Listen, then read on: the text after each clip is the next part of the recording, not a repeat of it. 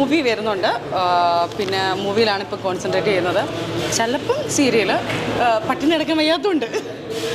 Movie കുറേ വരുന്നുണ്ട്. നല്ല നോക്കി സെലക്ട് ചെയ്തിട്ട് എടുക്കാൻ വേണ്ടി നിൽക്കുകയാണ്. നെക്സ്റ്റ് ചോദിച്ചോളൂ.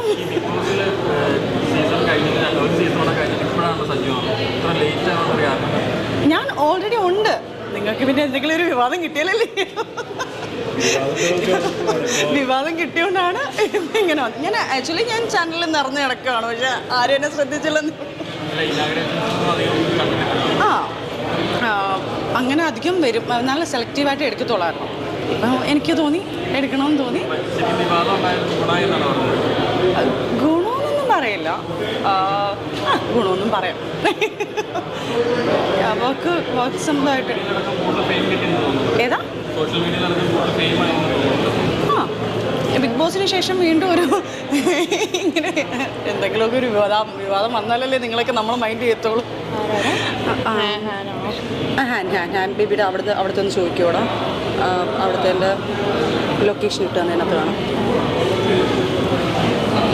ബേബിയുടെ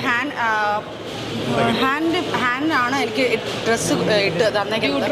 ഡ്യൂ ഡ്രോപ്പ് അല്ലടാ, അല്ല മേളിലോട്ട് പറ്റും.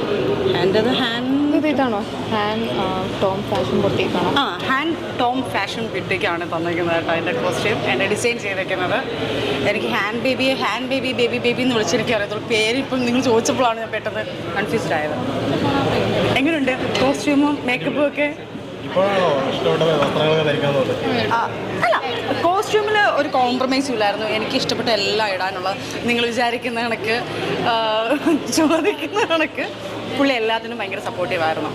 പിന്നെ എനിക്ക് കുറച്ചുകൂടെ ഇടണമെന്ന് തോന്നിയോണ്ട് ഞാനിപ്പോൾ ഇട്ടുന്നേ ഉള്ളൂ. നേരത്തെ ഞാൻ ഇട്ടിട്ടുണ്ട്. ബിഗ് ബോസിൽ ഞാൻ എൻ്റെ സമയത്ത് ഇതുപോലത്തെ കോസ്റ്റ്യൂമായിരുന്നു ഇട്ടത്. അന്ന് നിങ്ങൾ കണ്ടില്ലായിരുന്നു.